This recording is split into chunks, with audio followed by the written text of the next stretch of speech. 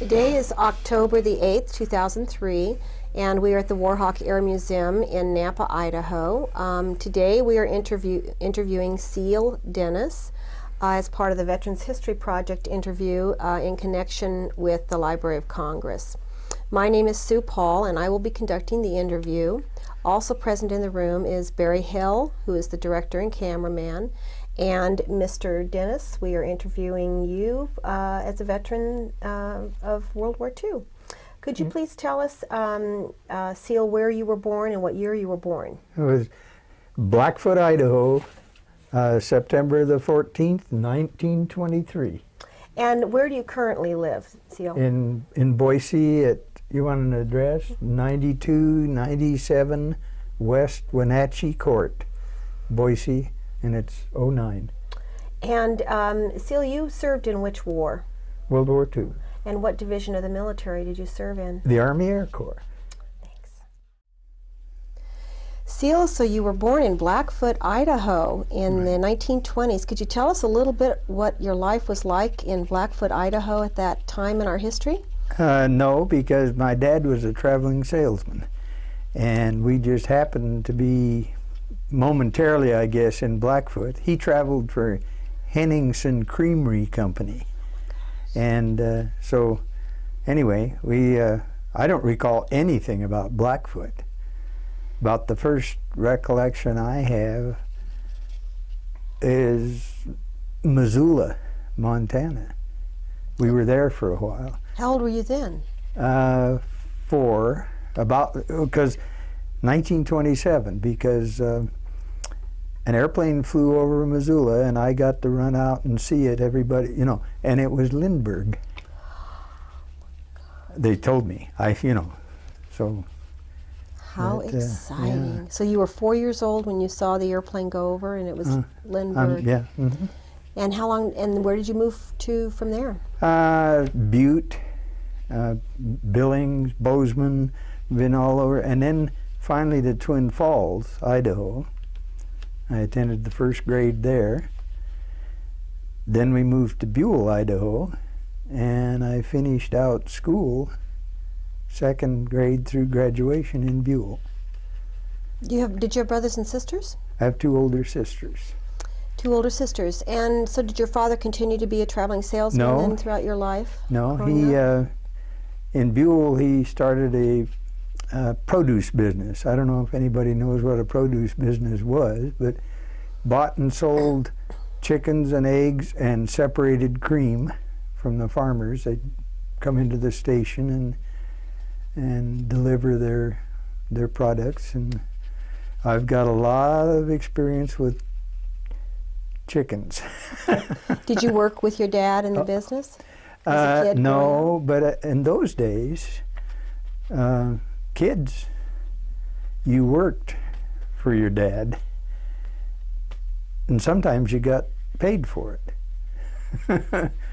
Most of the time, we weren't very well off, so occasionally I'd get to go to a movie, and the rest of the time you just did what you were told, you know. Well, where were you, Ceil, December 7th, 1941, and how old were you when the Japanese attacked Pearl Harbor? Well, I was below Bells Rapids on the Snake River, which is down, Bells Rapids is down below Bliss, down at the Snake River, with a group, and we were hunting ducks. And the dad of one of the kids that was there, the dad was the one that took us, Mr. Hurst. And so we were down there, and the duck hunting was terrible. It was a beautiful day. So we went back to the car, and there were 3 carloads.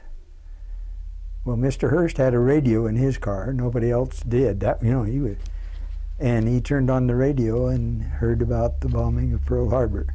So we just kind of folded up and went home. Did you know what that meant? How old were you? 41, 23, about, I was right at 18. Did you know what that meant? Did you have any idea? You all knew it meant war? Didn't have any idea of Pearl Harbor and the Hawaiian Islands, of course, you know. I knew they were out there somewhere, and but in those small school, and we had a history teacher in our school that, well, I guess some people didn't like him, but I did. Floyd Bowers, and he was a taskmaster, but he had us interested in world politics and in local politics, to the extent that my dad was ready to run him out of town on a rail, because Bowers used to say, "Hey, we ought to pay the politicians in this country enough money so that nobody could afford to bribe them."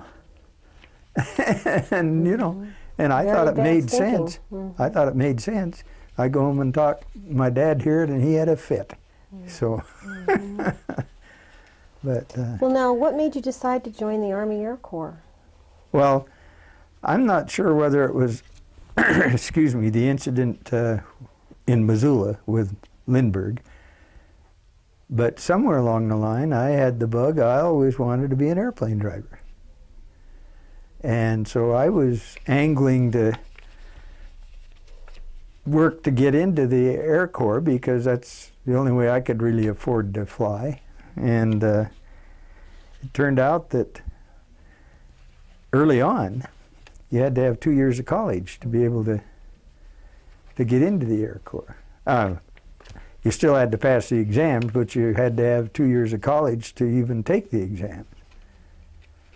So I was corresponding with the Canadians, the Royal Canadians, to go to Canada and join up, and because you know there's a war on, and I had corresponded with, I don't recall where now in Canada, and had return correspondence, and they were encouraging me to go, and I was, you know, chomping at the bit. And I'm a small town kid. How did you find out about Canada? I mean, you're from Buell, Idaho. How in the world did you find out about? Oh well. Was it the word just out? Yeah, the airplane business. You know, I was a model airplane nut, and I bought all the model airplane magazines I could afford. And there was, I don't know specifically where that came from, but anyway, I discovered that Canada was accepting, and I thought, well, I'll go. Small town kid, never been away from home, and I was scared to go to Canada alone, and I couldn't talk any of my buddies into going to Canada. And by the time I milled around with that, it ended up that the Japanese attacked Pearl Harbor, and immediately Canada was no longer accepting American volunteers. And then I was in that squeeze between coming up draft age, requirement 2 years of college, and I really was sweating. And the minute that they came along and said, okay, we don't require the 2 years of college anymore, we'll give you an equivalent exam, and I said, okay, let's go. And I went to Salt Lake and enlisted. What did your parents think of that? Oh, you know how mothers are. She was, and my dad, I don't think he really gave it much thought one way or the other.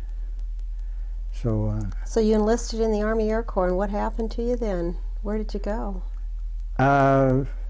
Well, 6 months after I was sworn in Salt Lake City, well, it was 5 months after, I ended up going to Santa Ana, California, classification center, and there you took lots of physical exams and lots of mental exams. And fortunately, having been a model airplane builder, I knew basically the theory of flight and knew how to read plans and to do stuff. And so and I was also an amateur photographer, very. And I knew how cameras worked. And these huge, the exams that they gave, they'd give you paragraphs describing a circumstance, and then ask you questions about how it worked, you know, like the camera, the aperture, and, you know, all this stuff. Well, those, I knew the answer. I didn't have to read all their stuff in there. I knew, and I'd look at the question and I'd answer it. And the model airplane stuff, anything that had to do with airplanes, I knew. Then the hard stuff that I didn't know how to do, I had lots of time to work on to see if I could come out with an answer on it. And I learned that proportion was, I had been told this by a friend, that if you can understand working proportion problems, math shouldn't floor you. And I guess it didn't. There was one young fellow there that I was, of course, scared to death.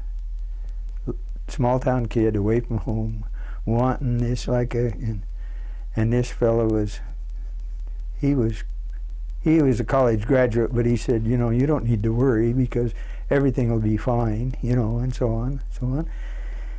Turned out that he flunked the exam and I passed it. So, you know, and anyway, from Santa Ana,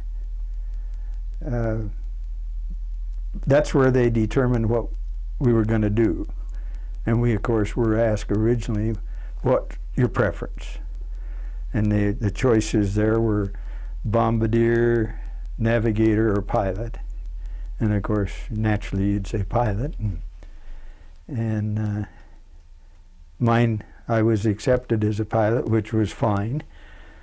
And we ended up going to Hemet, California.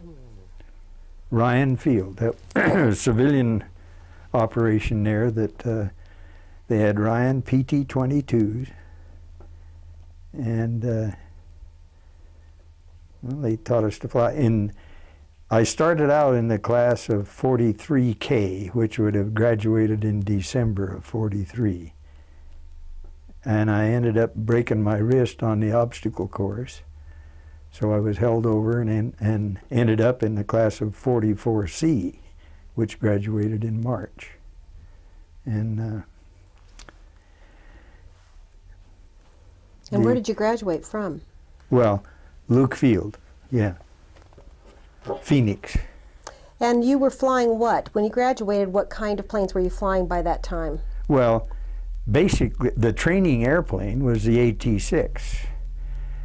They had some P-40s, and they had each one that had been selected. And I'm not sure how they chose. Well, I don't think everybody in the class took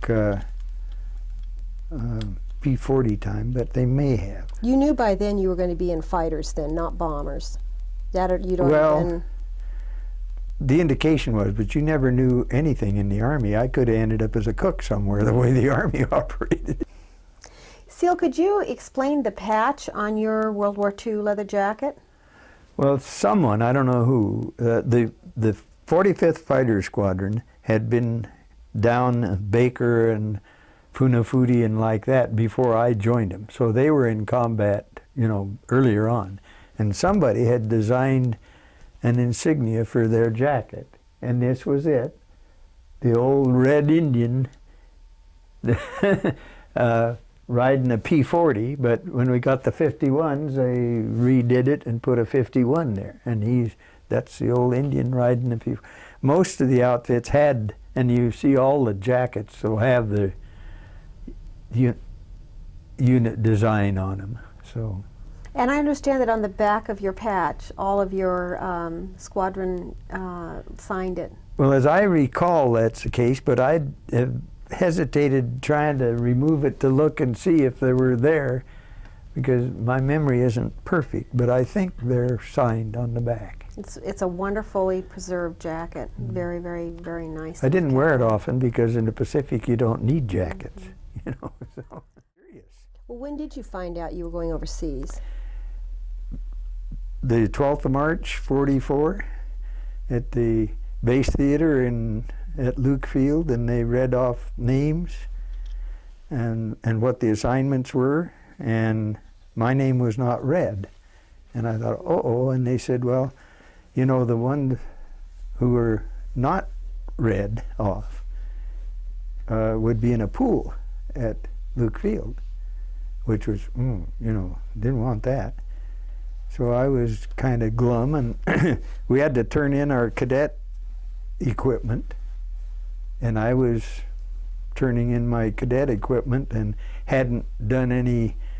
We were to get a 10-day leave, but I hadn't scurried around about that because I was kind of down in the dumps. And when I was turning in cadet equipment, I ran into a young fellow by the name of Butler in our class, and I knew him, and he said, "Hey, glad to see you're going with us." I said, "Oh, I'm not going anyplace. My name wasn't read." And he says, "Well, you're on my orders." And he pulled out his orders, and there I was on the orders. They had, I don't recall the name of the guy, but they'd crossed off the last guy on the list, typed in, and I was actually, if I recall correctly, penned in on the, and there were 26 of us, I believe. And we were told, okay, you're going to Oahu. And so I got my 9 days of, because I'd used a day already, got my 9 days of leave, and we went to, from Luke Field, we went to Camp Stoneman in Pittsburgh, California, and I was monitoring infantrymen there. I was a second lieutenant by then. I didn't know sickum about infantry, but they had to give us something to do while we were there, so I had to go out on hikes with these guys, and they would complain because the lieutenant wasn't carrying a pack. Well, I hadn't been issued a pack, you know. But they were good about it. So anyway, we ended up from there going to Fort Lewis on a cattle car train. And you may have heard people talk about these things, but the military movement, they had these big old box cars that had a stove, wood stove somewhere, either in the middle or on the end, and then bunk beds that folded up 3 or 4 deep, and during the day the top ones were all folded out of the way and everybody sat on the bottom one. And we went from Camp Stoneman to Fort Lewis. And you still didn't know where you were going to be serving or where you'd be fighting? Well, knew we were going to Oahu. But that's all you knew? Or overseas. Yeah. I don't think we knew Oahu. Did you want to get into combat? Were you anxious to see what was going on with the war? And did you know you were going to Europe or to... Well, I knew I was going to the Pacific. To the Pacific, you knew that. And I don't remember if we knew that we were going to Oahu or not. But anyway, we ended up arriving somewhere in April of '44, just, you know, a couple or 3 weeks after graduation. And we end up at Mokuleia, which is on the northwest corner of Oahu. They had a new field that they'd put in there that had a 9,000-foot runway parallel with the beach, not a little ways off the beach, but, and they had P-47s. The outfit I joined, the 45th Fighter Squadron, had just come back from Baker Island and Apamama and Funafuti, those places never been there. But they were flying P-40s there. And they came back to get new airplanes, P-47s. And they didn't have near enough airplanes. So when here we come, a bunch of us, and I can't recall, I think 4 out of the 26 went to the 45th Squadron. Some of the others to the 47th Squadron and the others to the 78th Squadron in the 15th Group. So they found things for us to do. They sent us to gunnery school at Hickam Field, and they had us censoring mail and doing all sorts of stuff. They finally got the senior pilots in the outfit, then got some time in P-47s. Then they got us over there. I remember one funny thing there. Were you a senior pilot? Senior? Were you were you in the P-47s at that point? Oh, no. No, you weren't flying anything. No. Well, they had AT-6s and A-24. I don't know if you know what an A-24 is. It's a Navy SBD with camouflage.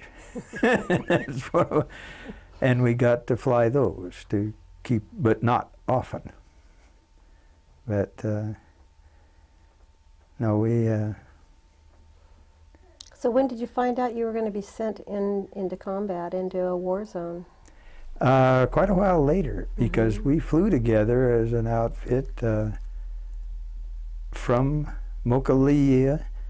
Then 3 or 4 or 5 weeks, we moved over to Bellows Field, which is on the other side of the island. And the folks that had been at Bellows Field ended up on Saipan. They had P-47s, and they ended up on Saipan. And we went over to Bellows and took their place. I don't know if this is appropriate, but when we got there, we couldn't move into the shacks because they were lousy with bed bugs. So we spent the first day cleaning the place, and I was somewhat familiar with bed bugs because I worked in a furniture store when I was a kid, and we'd buy used furniture. And some of the stuff, the owner of the store didn't think much of it, but when I found bed bugs in the mattresses he took in, I got them out in the alley and got them destroyed. So anyway, I was kind of a leader in destroying bed bugs, and boy, we killed millions of those things. I think we must have gotten them all because I never saw one. But is that where you got into the Mustangs? When did they start turning in the Mustangs? Well, we went P-47s, and we flew the P-47s on, well, we were training and doing Honolulu patrol and waiting for somebody up topside to decide where they were going to send us. How'd you like the P-47? I liked it. Yeah, it was a good airplane. It must like me because it let me, it was a very forgiving airplane, and I needed that because if I had a nickel for every time I pulled a bonehead stunt, I would have, and I don't mean stunt, I mean just boneheadedness, not planning, because it was a good airplane. And along about December of '44, now we got there in April, along about December of '44, they bring us P-51s. And in January, we were, the end of January or thereabouts, of '45, we were on board a carrier heading for Guam. And they were going to catapult the P-51s off the deck. And I didn't think much of that idea. Military sometimes doesn't follow too much logic, because they had guys that volunteered. There's always somebody that'll volunteer, and I wasn't one of them, that to be catapulted off the deck at Pearl Harbor so that you could, you know, see that it worked. So we get on the Sitco Bay, and it's loaded down with P-51s, and on the way down there, somebody couldn't figure out how we were going to get the empty wing tanks over there. They hadn't catapulted them off at Pearl Harbor with wing tanks on, external tanks. So Okay, we'll hang them on the airplanes. And I'm sure people that are familiar know that an empty wing tank on an airplane is it's like hanging a barn door on it. And I figured, hey, we may have problem getting these things off the deck because they were going to catapult them. 51 was fragile too in comparison to a P-47. I was afraid they might pull them apart with the catapult. And it wouldn't have been impossible. But anyway, we got down there, and fortunately, the combination of throttle, what we could generate from the airplane in the way of speed, the carrier's surface speed, which was maybe 18 or 20 knots, and then the surface wind, the combination wasn't enough to make the 51 fly. So fortunately, it took them over the side on the barges. And that's one of the 45th Squadron airplanes being picked up to go over the side. They had them coated with cosmoline, and we helped scrub all the cosmoline off from them that day, that very same time, and took off and flew to Saipan.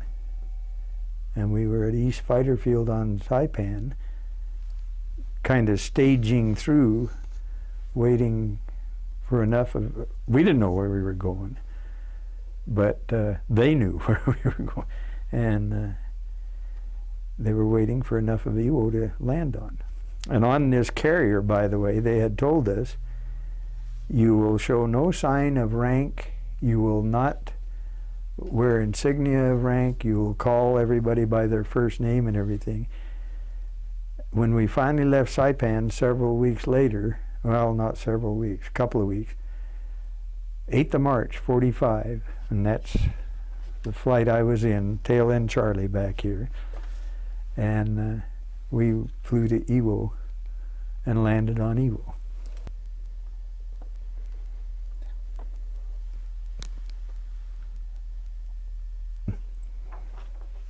When we landed on Iwo, when we flew over Iwo, first got there, it looked to me like an anthill that somebody had kicked the, and oh, so the only part that we controlled was from, this is Suribachi, where the Iwo flag raising was, you know, and about this much of the island is all we owned at that time, just enough to get that #1 airstrip in there.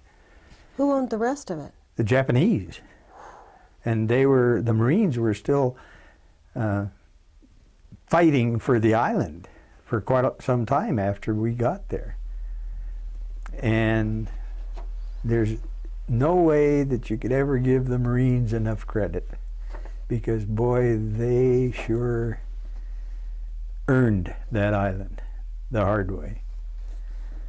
And but anyway, it looked like somebody had kicked an anthill. You know, ants, just things moving all over the place, pell-mell. And we finally got landed and got directed to a parking space. And the off-duty Marines, by off-duty I mean the ones that weren't on the front line fighting at the moment, they had them on the front lines 3 days and nights, and then had them off 3 days and nights. And this mob of Marines mobbed these airplanes because we were the first land-based fighters in the area. And they were hundreds of them. And they got up parked and looked out, and these guys were pressing so close around the airplane. In a 51 horizontal stabilizer area, you know, if they got tired and decided they wanted to sit on it or something, I was afraid they could do some damage to it. So I figured, well, I better say something, you know, they're just mobbed. So I peeled off the helmet and stood up, and somebody in the mob said, Jesus Christ, they're not even letting them get out of high school. And everybody burst out laughing. And it was funny, and it was a good icebreaker. Then they settled down, and I asked them, and I could see my leader, and as long as I could see him, why, I could stay there, you know, and they wanted to see the airplane, wanted to sit in it and everything. I said, fine, as long as I can see that guy and he's still there, fine. So I started having them come up on and look in, and some of them wanted to sit in it and everything, you know. And I don't know when I first noticed, but the eyes on those Marines were something to remember, because they had really been through it. And they were laughing and talking and smiling, but their eyes didn't smile. They were just fierce. In fact, I would have been a little bit afraid to say boo, because, you know, they were right on the edge, you could tell. But they were very nice, very, and anyway, we did. Glad to see you. Yes, they were glad to see the airplanes, and we did then some dive bombing on the island of Iwo, and on the shoals off to the west side of it. Was this the name of your group? Well, the whole 7th Air Force fighter end of it was the Sunsetters. Where did that name come from? Well, the land of the rising sun. And so somebody came up with the idea we were the Sunsetters. And we were 7th Air Force attached to the 20th Air Force, because 20th Air Force was the B-29s, and that was our job down there, is to fly escort for 29s. So we actually were attached, 7th Fighter Command, attached to the 20th Air Force. And, how long were you on Iwo Jima? from the 8th of March till the war ended. Wow. And tell us what it was like. What was it? What was your war experience while you were on Iwo Jima? Did you go out every day? No. Were you attacked? No. Was the island attacked while you were there? And there were a couple of times where they tried to come down from Chichijima, which was about 200 miles north, and they had a crippled up airfield on Chichi, but they kept it working, and they'd send some Bettys, Japanese Bettys, twin engine, and they would come down, but they never were successful. The anti-aircraft got them, and you mentioned the Hilton. Yeah, the Iwo Hilton. Was there a Hilton there? Yeah.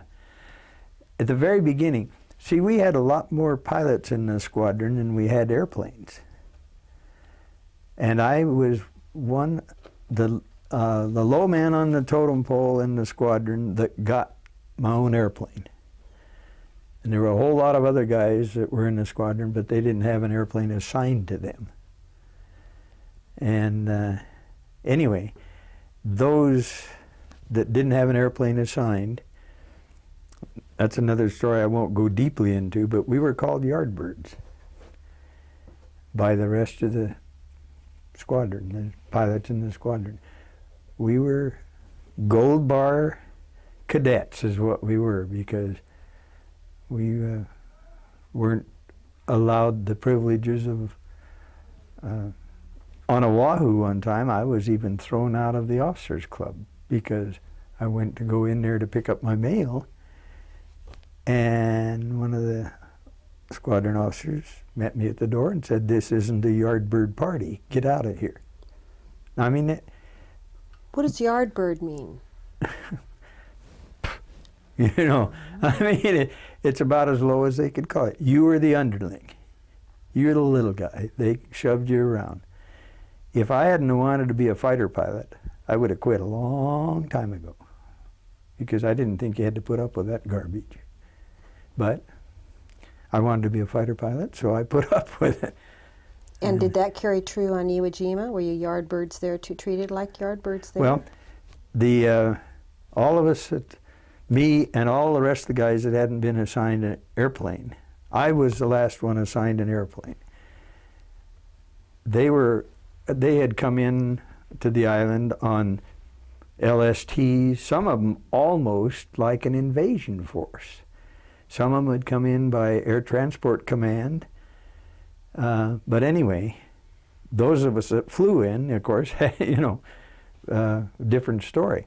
But they were put down in an area very close to the base of Suribachi, the mountain, 550 feet high, the mountain. But that was the mountain on Iwo, Mount Suribachi. And they were in the dugouts. That's where everybody had their own Hilton.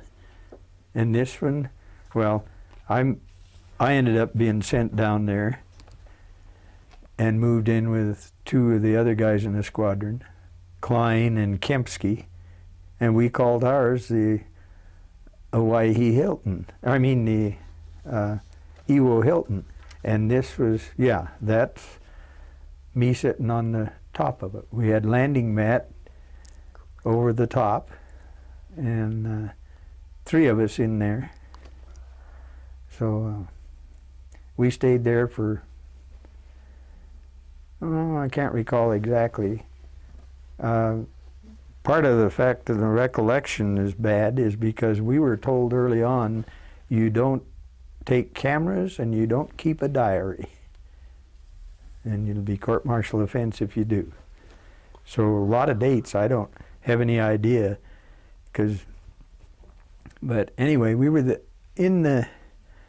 living underground in the black sand of Iwo for probably biggest part of 3 weeks. And the first few days, we had to cook for ourselves, or scrounge. See, the Marines controlled the island, and I had no problem with that. And everything that landed on that island, they went through it. If they wanted it, they took it.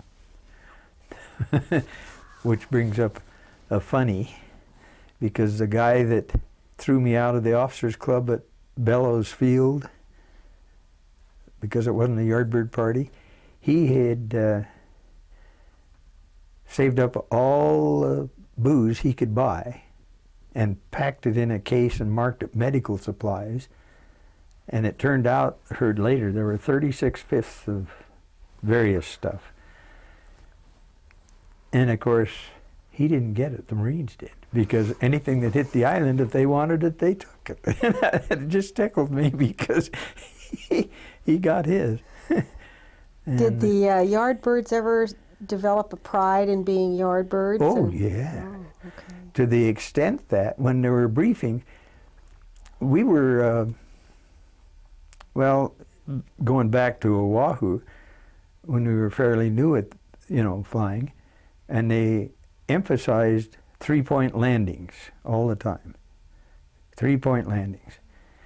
And you'd sometimes land a little high, or you'd, you know, punch into the ground a little bit, and it wasn't uncommon for the CO, and not all the higher ranking people in the squadron are this way, but they couldn't do anything about it. They had to play the game. But the CO was, I had no use for him. and he would, very apt, and some of his underlings, be very apt to say, okay, Yardbird, you better go get a canteen and go sit on the edge of the runway and see how a landing is supposed to be made. Now, second lieutenants and flight officers, first lieutenants, they could drop them in from 40 feet, and that was okay. But if they decided that the Yardbird dropped one in, you go sit on the edge of the runway and watch landings being made. And having upperclassmen is fine, but they overdid it. A little bit of it goes a long ways. And I was extremely bitter before it was over with. That's one of the reasons I got out of the military when I got home. Because I figured, hey, I don't want some more of that. You know, talking about superiority and level of command, you told me a little story about when you were on Iwa, about one person overtaking the command of another and sending out one of your groups. Oh, well, yeah, you mentioned that. The weather situation, yeah. That's a very interesting story. We would discover we were going on, and we didn't fly very many missions because the flight surgeons said they were too demanding. See, a mission from Iwo to Japan was probably a minimum of 6.5 hours anyway. No automatic pilot, you know, all this kind of stuff. So anyway, and we had lots of pilots, so they had a rule that you couldn't fly a mission, a very long range mission to Japan, more often than every 4th day. And so, you know, a lot of, there were missions going all the time that you weren't going on. And this particular day, there was a trip going to Japan, and we stuck up for each other, you know, particularly the Yardbirds. And so when there was, and the briefing then, you'd know about the mission, like this afternoon, you're going tomorrow. And then breakfast in the morning, you get the final briefing. And even though we weren't going on the mission, we'd go and sit in breakfast, you know. And you can imagine these guys that were going on the mission were quite withdrawn because they were thinking their thoughts, because they were about ready to cash in maybe. So anyway, this one particular mission, the group weather officer, now this is a 15th fighter group, 3 squadrons. And the 21st group was also involved, but I can't recall if I don't recall if they were in the same mess hall or not. But anyway, the group weather officer came in, and it was very quiet in there, and he says, "Okay, you guys, cheer up. You're not going anywhere today. We've got cold fronts out there you can't get over, under, around, or through." Well, of course, the noise started and things picked up a little bit and loosened up, and about that time, 1-star Mickey Moore came in and he says, "Well, fellas, Washington says we're not earning our money. We've got to try it." So, and I felt really fortunate because I wasn't on that mission. And in the 2 groups, they lost 27 P-51s and 25 of the pilots. Weather related. Yeah, the weatherman was right. Okay. We carried a strip map for each mission we went on. And the strip map showed the course from Iwo Jima to Japan. And landfall in Japan was 650 miles away. That was to landfall. Then if you went interior, you had that much more. And what they had on there was the air-sea rescue points and the headings and this sort of thing, because we weren't equipped to, well, the 51 wasn't really a very well-equipped instrument airplane. And the weather down there was pretty fierce sometimes. Actually, it was so bad that the 29s, some of them were assigned as what they called Navigator 29s. And we'd fly formation. They'd pick us up on Iwo, and we'd fly formation up to Japan to the initial point, and then they'd wait, and we'd go pick up the bomber stream or go to if we were going to strafe, we'd go to our strafing target. How long were you over water when you flew them, Ceil? Well, at least about half of the time we flew. And the longest I ever logged in a P-51 was 8 hours and 5 minutes. So how long would it take you to go from Iwo on your map to say one of your strafings on the Japan Oh, mainland? probably maybe 3.5 hours to get there, something like that, depending on where and what the circumstance was. How many planes would be with you? Well, the squadron was 16 airplanes. There were 3 squadrons in the group, in the 15th group, and of course the 21st group was also there. They got there on Iwo about the same time we did. Then later there were more 51 groups that came in, and further up the island they developed number 2 airstrip, and it became quite a bit larger than number 1 airstrip as far as the number of aircraft.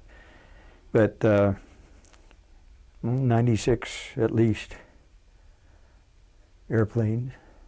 Did you ever experience actual combat with an enemy aircraft? Well, we had assignments, and of course you flew formation, and when you're flying formation, at least we Yardbirds were taught, boy, you're flying formation, you stay there and you do what the lead man does, you follow him, you know. Excuse me, you'd fly the formation, and if you were going to go as a top cover for another outfit that was going to strafe, or if you were going to go escort, or whatever your job was, we saw Japanese airplanes in the air lots. They would be up milling around, like almost trying to say, come on guys, come on, you know. Well, if they'd have gotten in our way, we'd have gotten them. Or if we didn't have another job to do. And this one particular day, I called in a bogey, which was a jack. I don't know if anybody's familiar with that. It was Raiden, I think, was the name of the company, or what the Japanese called it. We called it a jack. It was kind of a fat, looked a little bit like a P-47. And I saw this thing out there, and we flew mutual support situation, which Chenault, I guess, developed. 2 airplanes, parallel course, and the theory being that the lead man, there's a leader and a wingman with the 2 airplanes. This lead man is clearing this area around this bunch over here, and this lead man is clearing the area around these. And if a Japanese airplane looked like they were going to make an attack, whoever saw that, say this guy over here saw one going to make a pass on this one, he would estimate when it was going to be in target range, and he'd break in as hard as he could. I mean hard. And this guy's job was to come right back, and in theory, 2 airplanes, you'd meet head on, 90 degrees into a turn, just as hard as you could turn it. And the only difference being that whoever initiated the situation, the other guy had to miss him. But you'd come as close to him as you could, because in theory, if this Jap that was after this guy was following, you lead him in there, he'd have to come into 2 sets of guns head on. And they weren't too anxious to do that very often. They knew what you were doing? Well, I'm not sure that they did, but of course, they had a lot of young new pilots too by then. A lot of their old timers were gone by then. But so is that what happened to you on that day? Well, I saw this, and I called him in. Major Wells was the flight leader. We were driving along, and here he was up there. Jack was climbing about that angle, black smoke pouring out of him. He was going up, and there were a lot of cumulus clouds around. So Wells said, okay, I called him in. He said, he's yours. So I pulled up because the guy was already above us, but he he was out in front quite a little ways. He didn't even know we were there. And so I get up and push over, and it never occurred to me to say, okay, now, cool it, don't get in a hurry. I had a wingman. And I had it all figured out. Well, I'm going to drive it right up there in perfect shot. He doesn't know we're there. I'm going to nail him. Well, the wingman got a little anxious, and he opened fire. And the Jap saw the tracers, and he did a split S and headed for the deck. But we had a job we were going to be doing. So about that time, another Jack comes around one of these clouds looking like this. So I called him in, and of course it's out in front of us quite a little ways. And I figured, okay, I don't want to chase this guy anyway, because this one, all he has to do is roll and come right down on us, and like a sandwich. And if I'm any part of a sandwich, I want to be bread, not meat, you know. So he, anyway, I pulled up into this guy so that he couldn't, I thought he might be able to roll down onto us. I wasn't familiar with his capability. And he hadn't known anybody was around except he saw us, but he didn't see Wells and his wingman. So Wells cut across and blew him up right over my head about 200 feet. And so we got 1 out of 2, and that's about the best we could get, and that's fine. But there were Japanese airplanes up there quite often, milling around. I think in a lot of cases trying to suck you into something, you know. Must have always been a relief when you landed back at Iwo Jima after a trip like that, though. Well, long hours, always on guard.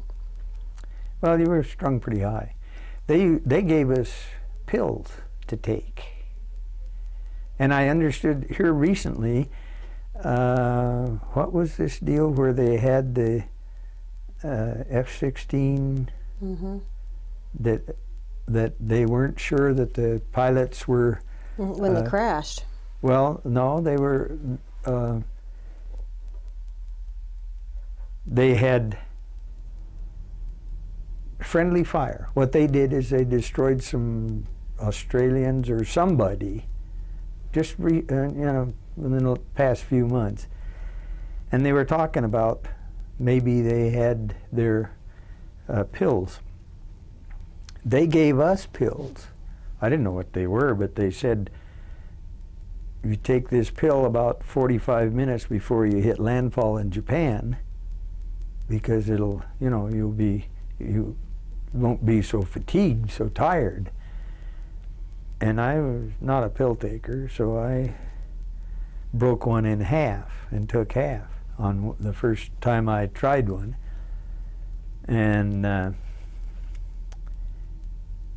I didn't sleep for 2 days, or just wound up tighter than a drum. And I thought, hey, that's not for me. And I never took another one. But they issued them, you know. And it turned out they were Benzedrine. So but anyway, I was, like I say, I wasn't a pill taker, so I... But when did you leave Iwo Jima to come back home again? When was your September. September? Yeah, the war was over. Were you excited to, were you on Iwo Jima when you were told the war ended? Oh, yeah. How, what was the reaction there? Kind of a, you know, it's hard to describe. It wasn't like whoopee, whoopee, whoopee, you know. It was just like almost, I don't quite believe, because there were so many things that had happened that you weren't sure what you should and shouldn't believe. We were on Iwo when, of course, they dropped the atomic bombs down on Japan. How did you hear about that? Well, after the first one at Hiroshima, or Hiroshima, however they say it, Lee May, 20th Bomber Commander, came to Iwo, and they had a big briefing of the fighter pilots, and he said, okay, you guys haven't had an awful lot of interception of 29s, and that's true. the Japs had quit coming up for the 29s because the fighters were there. The first trip to Japan that the 15th Fighter Group, 15th and 21st Fighter Group took on 7th of April, 45. The combined situation was they shot down 21 Japanese airplanes and lost one to ground to flak. And it was pretty much that way anytime you contacted them, partly because they were inexperienced. We were, you know, we weren't combat experienced maybe, but we had a lot of flying time. And so we... Had there been any rumors about a big bomb that was going to be dropped? There may have been, but there were so many rumors you tuned them out, you know. And anyway, we had heard, Walter Winchell, you remember hearing him? Well, the night it had happened, the day that it happened, I guess, or maybe the next day, Walter Winchell came on and said about this big bomb, and he said, yeah, right, sure, you bet. Yeah, we believe you too, you know. I didn't believe it, and I don't think anybody else did either, that it was an enormous thing, you know. And then the next day or the day after that, Lee May showed up, and they had the big briefing, and he says, okay, you haven't been doing much business, but you will now. They won't let any more 29s over Japan without intercepting them. And I guess that was about true. But then they dropped the next one. Mm-hmm. And so you never did go back over to Japan, over to the mainland? After that, no. After the second one. I don't recall. I did did one trip up there where on the way up on Combat Channel, we heard that there was a Corsair pilot down off the coast of Japan. And the Corsairs were covering him, but they needed to be relieved, and there was an American sub on the surface going in after him. And that, you talk about nerve, this sub, I would bet you, on the up northeast of Tokyo, sort of, on the, there's a big, long, sandy beach, pretty one, real long, 60, 70, 80 miles maybe, something like that. And here was a sub going after that, and we, 8 of us out of the squadron, split out and went over and split up into 2 heights to cover this sub. And we got up there, and the sub commander was talking on the radio, and by then we were so cocky about the whole thing that open radio, just talking on the radio. And they said, how long, he said, how long can you be here covering us? Sub commander did. And our boss said, well, how long do you think? And he said, well, I'm in water too shallow to dive. He was on the surface. I'm in water too shallow to dive. I would say at least 45 minutes. And so he said, okay, fine, you got it. And we scissored 2 different levels back and forth, you know. And he goes in and picks up this guy, and he says, how much time have I got left? And he said, well, how much time do you want? He said, oh, probably, you know, 15 or 20 minutes anyway now, to, or maybe a little more. Sure, okay. The sub commander turned that sub broadside parallel with the coast of Japan. I'll bet he was not a half a mile off the coast of Japan. And they sent the gun crew out to their 5-inch deck gun on the aft of that sub, and they started shelling the coast of Japan. And I was at 8,000 feet in the scissor. I couldn't see if they could see anything, but they were boing, boing, boing, you know, shooting the coast of Japan from that sub. That takes nerve, because then he had to turn and go out to sea, and it was quite a while. I can't recall exactly, but quite a while. And there's no way that 8 of us, if the Japs had come out seriously, you know, we maybe could have bothered him, but we couldn't have prevented him from getting that sub. He was on the surface. He was vulnerable. We would have, you know, given a go at it, but that's kind of, but the Navy had nerve. They picked up a lot of the people down. I don't know if I explained, the four-ship flight would look almost like a hand like this. Lead man, wingman, element leader, and wingman. 2 and 2. And this one day over Japan was a full-fledged mission, but the weather was cruddy. And Dunlap was my flight leader. And we were up over Tokyo area. We were supposed to be going to do top cover for a strafing run. And then our secondary was to go down Tokyo Bay across from Yokohama Naval Station. And there was, or from Yokohama, I think Yokosuka was the name of the station. And there was an airfield, a Navy airstrip on the beach on the south side of the, and that we were supposed to take that and strafe it. So anyway, we were staying about 12,000 feet up over there and trying, and Dunlap was a good guy, and he was anxious, and we were getting all separated. And our flight ended up, Dunlap found a hole, and we went down through the hole a little bit north and east of Tokyo. And there were scud clouds around, but basically if you took a huge bowl and turned it upside down over Tokyo Bay, the depth of it being about 11,000 feet and the base 60 or 70 miles. That kind of like what the weather was. It was socked in all the way around outside that bowl.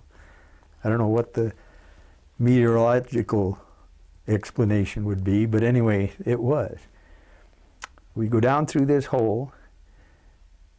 Immediately the high altitude flak, or we thought, 10 or 11,000 feet, we started getting the bursts.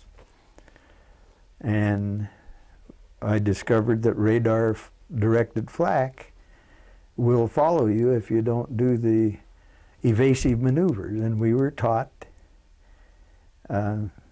you do a 1, 2, 3 move, 1, 2, 3 move, preferably to the side one way or the other. Somebody on the ground with radar directed flak is having to indicate when you're going to shoot. Somebody has to pull a trigger. And so up and down wouldn't be good enough because, a little change in altitude. So you'd do turns, kind of like da-da-da-da-da-da, da-da-da-da-da-da, So we started doing that, and they were picking pretty good with us.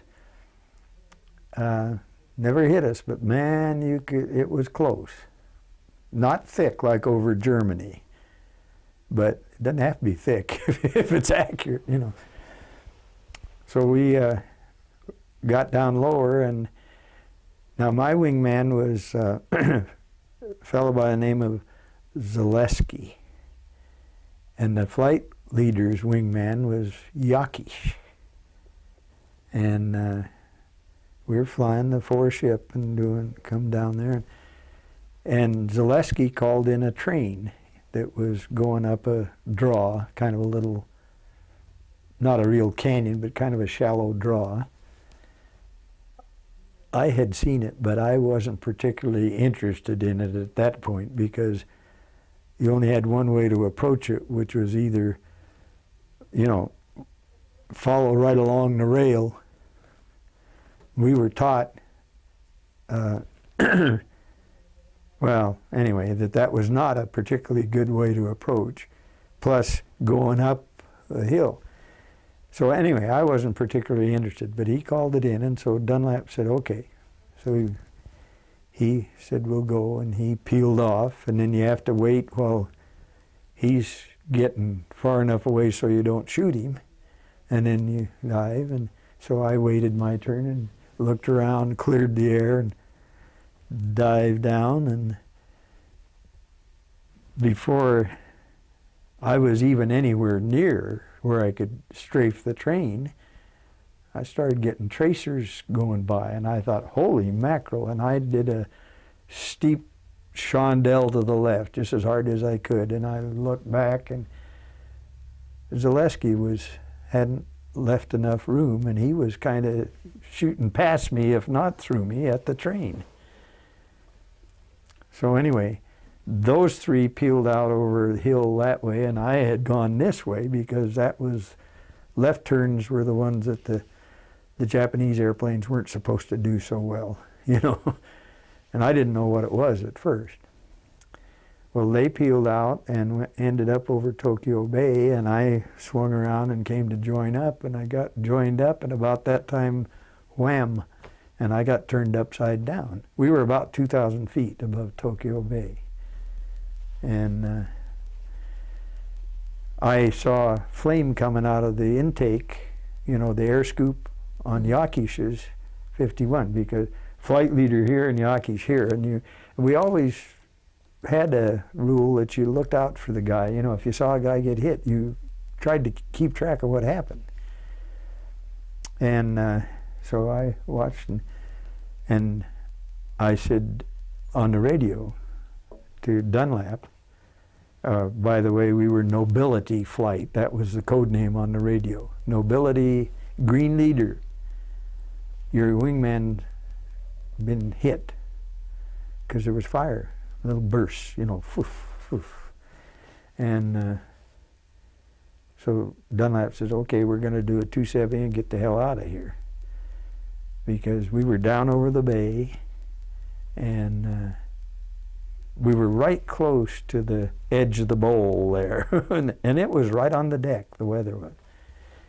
He said, we'll do 270.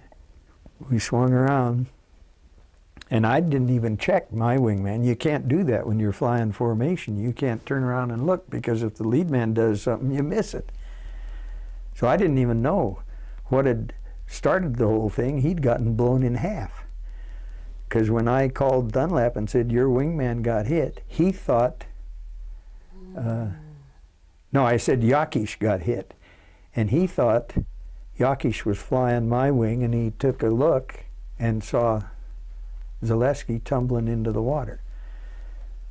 Anyway, we closed up and hit the stuff, and it was thick. And Yakish is over here. Of course, I could see him, but we were, you know, you fly really tight. And I could see him, and then all of a sudden, just like he put on the brakes, he quit. And he came on the radio and said,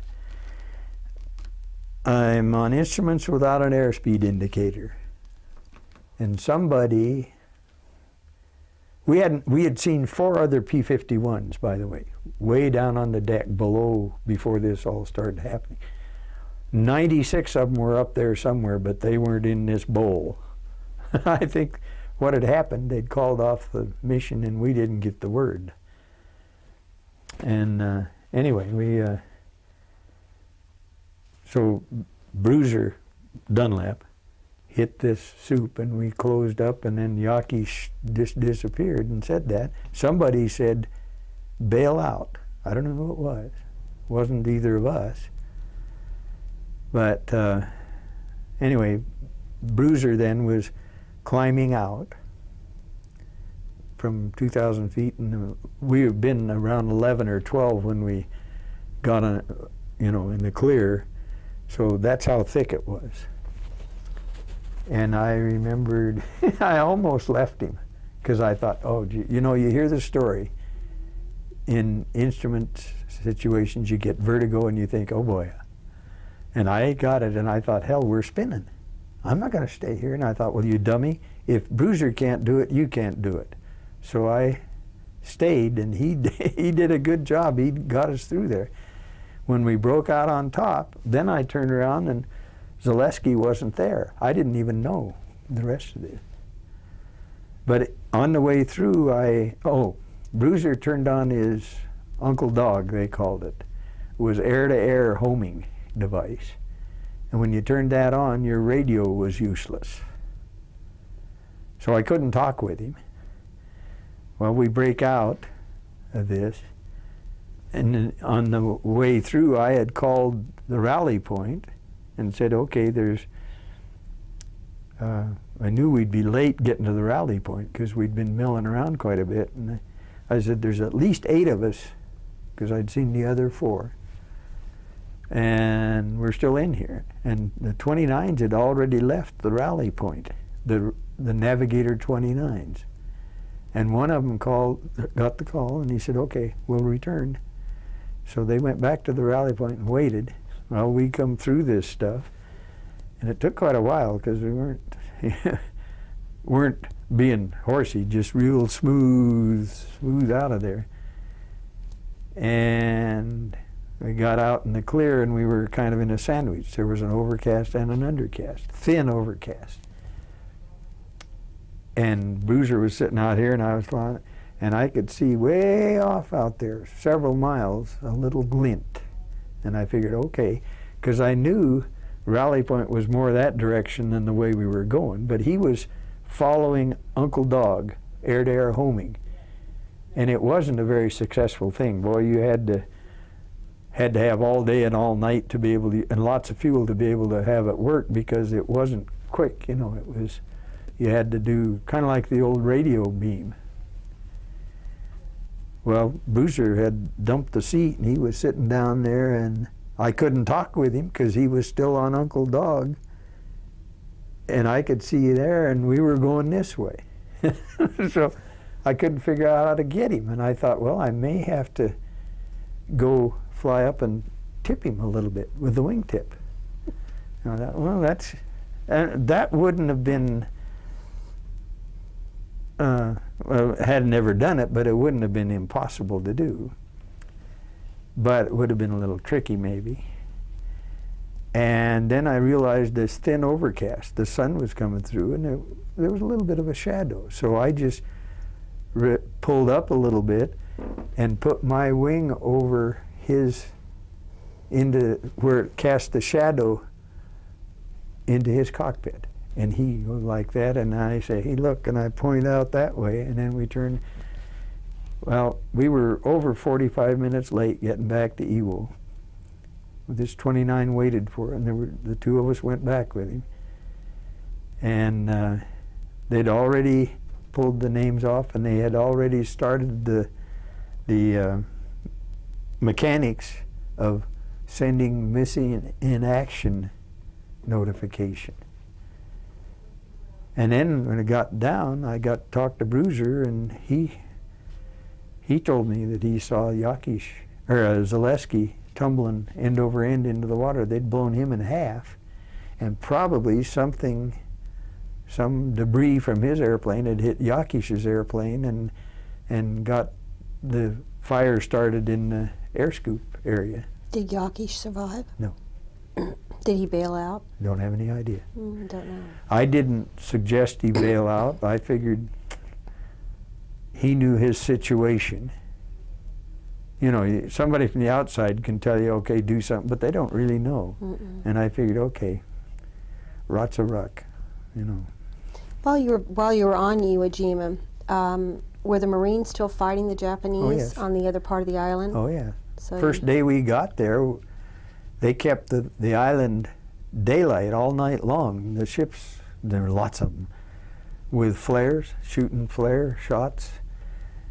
And I sat in a Jeep out. They had tents set up that first night because we had to stay on the flight line.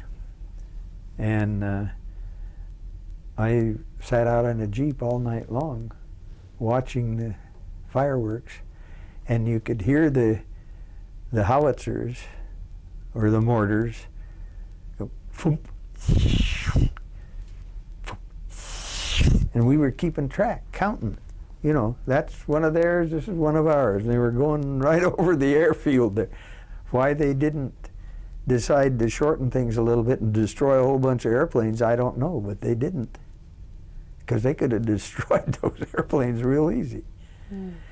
But yeah, it was a long time, quite a while, and I'm not sure if all the Japs were gone from there by the time we left, because they were caves, tunnels.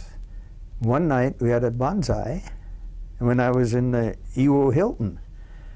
And the three of us were in there, and this noise started, and the yelling and the shooting and whatnot. And all three of us at the same time realized, hey, we weren't too bright. That entrance was also the exit. There wasn't any second way out.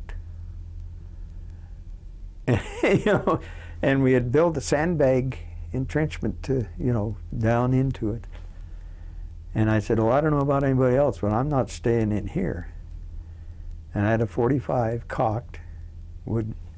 Probably would have scared nobody because I couldn't hit with the thing. I could have thrown it at them, but I wouldn't. And I took a dive out there into that little trench we had made.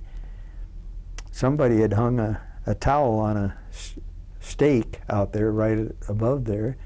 When I go out, something moved, and I damn near shot a towel, I'll tell you.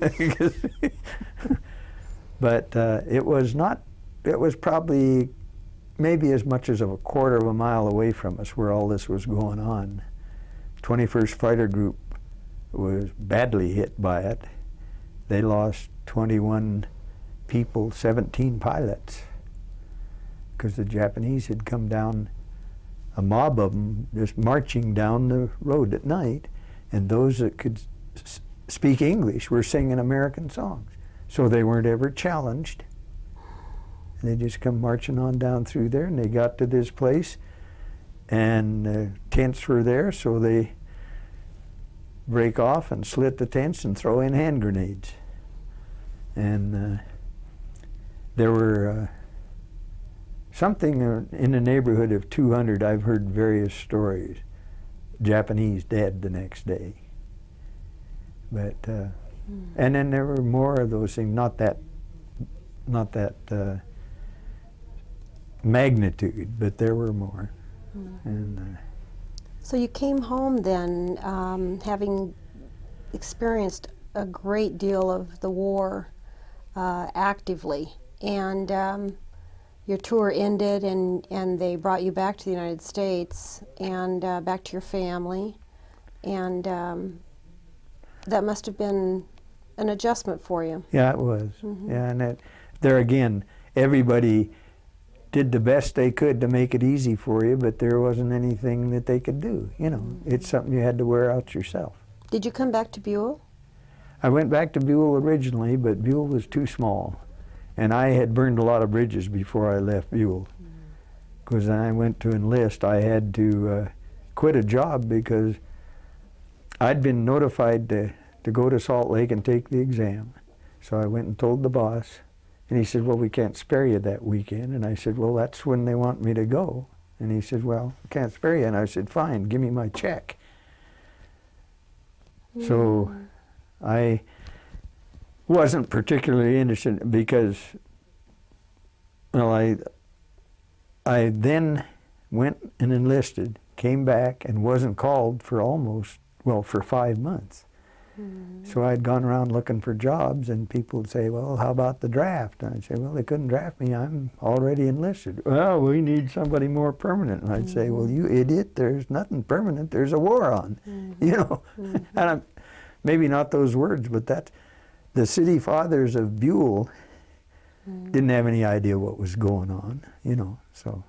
Before you came home, there's a piece of metal here in front of you. Yeah. Before you came back to the United States, something happened that obviously this piece means a lot to you. Yeah. Maybe you could briefly tell us what happened here. Well, we had more pilots than we had airplanes. Now, my airplane was on a mission to Japan one day, and this fellow McCorkle right here was flying it. And when you were around B-29s in the air, it was not a good idea to point the nose at them unless they were, you know, from any distance, because they had to know for sure you were friendly. Well, McCorkle got a little careless, and he was too far out, and he came in to join up on a 29, and they friendly fire. They took a shot at him, and they hit him. And this is on right in front of the vertical fin on the airplane. you know, the rudder up here and the stabilizer. And this was the former that they took out of there when they repaired that. And I got it and made some scratches on it, and I kept it. It's a perfect example of friendly fire Oh, experience yeah. during World War II. That's World War pretty II, neat. friendly Yeah. fire. Yeah. Well, after you came home then, what did you decide to do for your career? What, after having had such an incredible experience, so young? Well, I had enough of the military because of the Yardbird stuff and that kind of stuff. Flying would have been fine, but I couldn't afford it. So I thought, well, I'll be a lawyer. And then I checked out Boise Junior College and went down there and looked, and I wasn't really very old in 45. I was, well, 46 this would have been, but I would have been 23. And I went down to the college, I was going to sign up, and I looked at these kids, and they were kids, children almost compared, you know. And I thought, there's no way I can get serious, you know, be around here. And then I got to thinking, well, I'm not sure I want to be a lawyer anyway, because I want to be honest. And I'm not sure all lawyers are honest. They've got a lot of things that they can misconstrue and twist, you know, to win a case. And so I ended up going to work for Idaho First National Bank, mainly because my wife was working there. I hadn't met her yet, but I was going to. So, and So did you have children also? Your yes. wife, you and your wife? How we many have kids? a boy and a girl. They both live in Boise. Wonderful. Yeah. The boy has 2 sons, Yeah. the oldest of which, last Saturday I went to the graduation from the police academy. He's a Garden City cop now. What would you say, Ceil, from your experiences? I mean, World War II had to have formed you in some way. The experiences that you had there, the lessons that you learned. What would you say maybe had the most impact, not in terms of experience, but in terms of what you became? What did you really learn, do you feel, that has carried you through the rest of your life? Well, you learn, I think, that honesty really is the best policy, because they saw so much dishonesty, and I call that some of this misuse of authority as a dishonesty. And there was a lot of misuse of authority. And so I just, I probably shouldn't say this because I don't know if you should get political, but I think that the United States should, you know, get together on the same end of the rope again like we were during World War II, where everybody's pulling on the same end of the rope.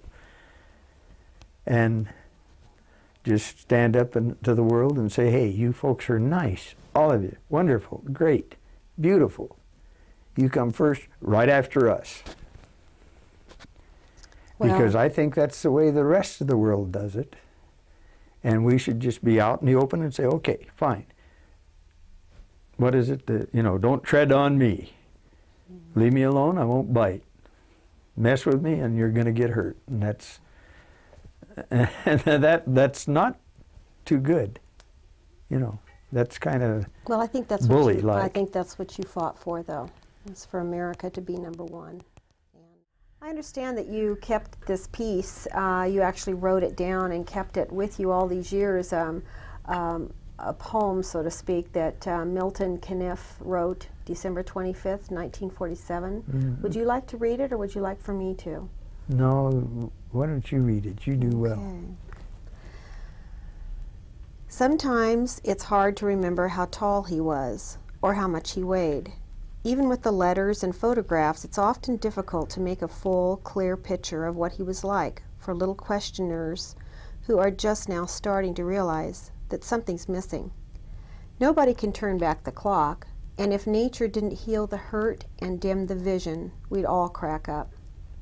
So we celebrate the holiday as we always have, as he would want us to, but he'd probably be mighty pleased to know that he shared our thoughts with another man who gave his life for something in which he believed. Milton Caniff, December 25th, 1947. I want to thank you so much for coming in here to the Warhawk Air Museum and giving us this honor of interviewing you, because you're a great American, Ceil. And it's just been a real honor to have you here and to be able to preserve your history like this. So Well, I'd I'm like glad to thank that you. And but don't count yourself and John and Barry out on this business, because you guys are doing a great job. well, And we're just preserving what you actually Yeah, but experienced. you're the only ones that are interested in preserving it. So, you know, I mean, I haven't been approached by anybody else. Well, thank you so much for coming in. Well, thank you. And Barry, thank you.